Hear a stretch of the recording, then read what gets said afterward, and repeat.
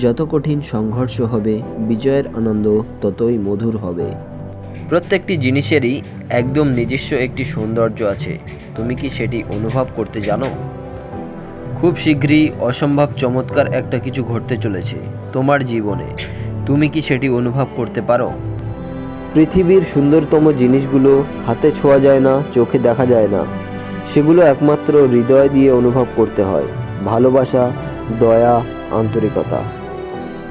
কি বলা হচ্ছে সেটি হৃদয় দিয়ে ধারণ করো। কে বলছে সেটি বিবেচ্য নয়। পথের ভিখারিও কখনো তোমাকে পৃথিবীর সবচেয়ে মূল্যবান পরামর্শ দিতে পারে।